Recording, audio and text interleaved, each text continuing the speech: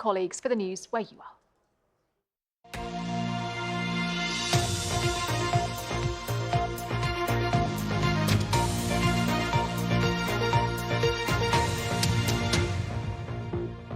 Hello, welcome to Spotlight. A Devon farmer is urging the government to legalise assisted dying. Tony Hills's health is deteriorating due to an incurable brain condition. He says he wants changes before he becomes incapacitated and has to move to a care home. His plea comes as a campaign group says support in the South West for changing the law is amongst the highest in the UK. Here's our health correspondent, Jen Smith.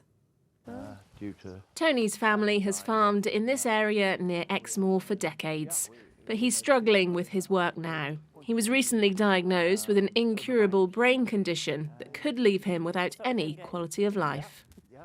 The surgeon has said very clearly, when your brain goes again, I can't operate, and I wouldn't. And he asked if I understood, and I said, yes, very clearly. And for my family to have to come in and see me and watch me wither away, no thank you. Tony doesn't want to reveal the exact nature of his condition, but has been told it's inoperable. He now relies on what he calls an unbearable amount of medication. The campaign group Dignity in Dying claims 80% of the region's population now wants a change in the law, higher than the national average. The latest poll shows that there's 75% support for assisted dying across the country.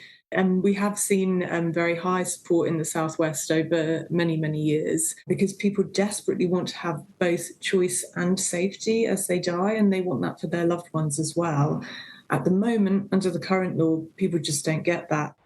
But as the issue gains prominence, with Jersey, Scotland and the Isle of Man making moves towards changing the law, opposition is also getting louder. Groups opposed to assisted dying say there are many problems with legalising what they call assisted suicide. It's very easy to get a high majority of people when you ask a simplistic question: should someone who is terminally ill and excruciating pain, who is mentally competent, have the right to ask for assistance at their end of life?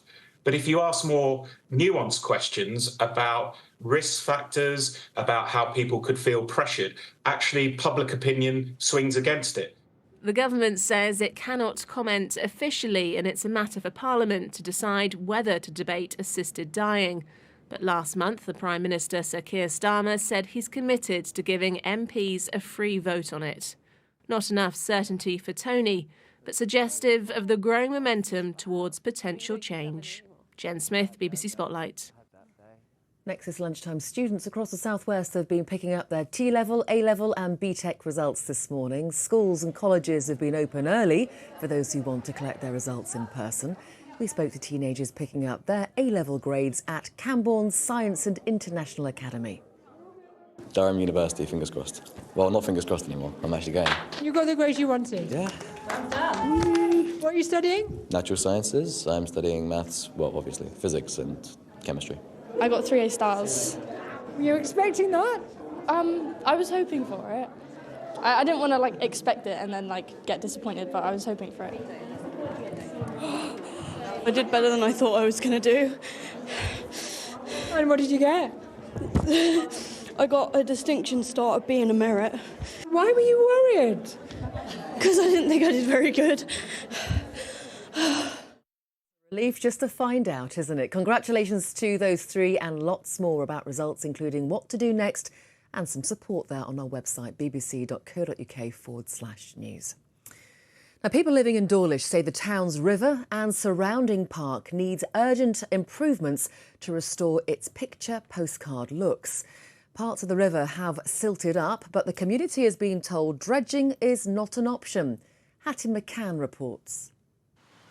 The brook, which runs through the middle of Dawlish, is much loved by the animals that live on it, and by this lot, who want something to be done about the silting up and the crumbling banks. It was always kept clean, and it's really sad to see that my hometown is going downhill, you know. This is Dawlish. If we didn't have the brook, we wouldn't have Dawlish. This is not postcard material now, and I know times are changing, but this is just not, it's just not right that they've let it get so bad. It'd be nice to see the town looking better, not just for holidaymakers and not just for me who has memories, but for children who can make memories in the local town as well. This used to be Dawlish's boating pond, but silt islands like this have built up in the 10 years since the brook was last dredged. The community are not happy about it. But what do they want done? We want the undergrowth cut back, we want the weeds taken away, we want the little trees, well, we've got older trees which are growing out of the sides of the brook. Now as they get bigger and take hold, then the side of the brook, the walls of the brook are going to be damaged, and then once they're broken, then the flooding is going to get worse. This community clearly loves this area, and the councillors agree.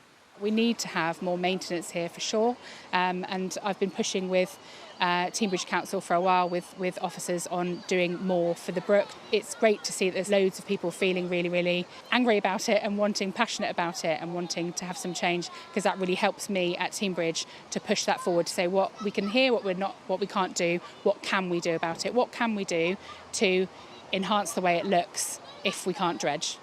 With so much community spirit, you might think the work could be done by volunteers, but they are not allowed. Because you are digging up silt that may have contamination in it, because you've got wildlife on site, you've got to protect the fish, you've got to protect the wildlife, you've got to comply with a whole load of rules and regulations about what you have to do, which makes it almost impossible to use volunteers. Teambridge Council and the Environment Agency told us dredging is costly and would have limited benefit for preventing long-term flooding. They both said they are working together to find a better way to manage flooding and improve its overall appearance. The council also said it would be visiting the area to discuss potential options with community leaders. Hattie McCann, BBC Spotlight, Dawlish. Bit of sports news now, and Plymouth Argyle has officially announced the departure of goalkeeper Michael Cooper to Sheffield United. The fans' favourite leaves after playing 161 games in a deal the club says has the potential to break their outgoing transfer record. On the field, and it was a good evening yesterday for Wayne Rooney, who secured his first win as Argyle manager with a 3-0 victory over Cheltenham Town. Second half strikes from Ben Waine, Ryan Hardy and Mustafa Bundu booked their place in the second round of the League Cup, while they'll face league rivals Watford at the end of the month. Let's have a look at the weather forecast now, and Alex joins us. Hello. Many thanks, Victoria. Hello, good afternoon to you. Well, what a difference a day makes. Not the best of days, is it, for getting out on the beach here in Teignmouth. However, it's not the same story everywhere. Things have been actually brightening up for more northern parts of the region. This was Somerset first thing this morning. But I'll just jump ahead to the British Fireworks Championships for tonight, as it's not going to be quite as good as what it was last night. At the moment, it's still looking quite cloudy and breezy in Plymouth, with the risk of some rain. So if you are heading to that for tonight, probably worth taking your umbrella, I would say. But back to this afternoon, a real mixed fortunes for us, I think. There'll be variable amounts of cloud around. Where we keep that, it could be thick enough still for some further patchy light rain and drizzle, a bit more than what was expected first thing this morning. But away from that, some brightness coming through that cloud and feeling quite warm where it does so. 24 degrees the high, but turning increasingly windy with brisk southwesterly winds. So for this evening then, here comes that band of cloud and rain. Could be some heavy bursts on that, I'm afraid, for the Fireworks Championships tonight. But then it does clear after midnight or so, so a drier, clearer second half of the night. The winds will also ease, lows of 13 or 14 degrees. Here's tomorrow's weather then. A much better, brighter day tomorrow if you've any outdoor plans. It should be mainly dry, decent spells of sunshine from the word go, quite widely. So a pleasant day, I think, for Friday. Lighter winds as well, so it should feel a bit more inviting, I suspect. 23 degrees tomorrow, the likely high. For the Channel Islands tomorrow, a bit of a different story. Cloudy here with some lingering rain on and off at times. Some brightness later. Temperatures again reaching the low 20s. And this is the outlook. Our changeable summer theme to the weather continues, but the weekend at the moment looking mainly dry and settled on both days. There'll be areas of cloud, some sunny spells and temperatures hovering around the low 20s. Victoria. Alex, thank you very much. Now, thousands of people descended on Plymouth Hoe last night for the first round of the British Fireworks Championships. And it was a very impressive night and the weather was perfect. Another 3 companies will display this evening. Tonight on Spotlight, we'll be catching up with some of the judges as they make the difficult decision of who will be crowned the winner of this year's event. But that's all from the Lunchtime team. I'll hand you back to Anna Foster for the rest of the BBC News at 1, and we hope you can join us at 6:30.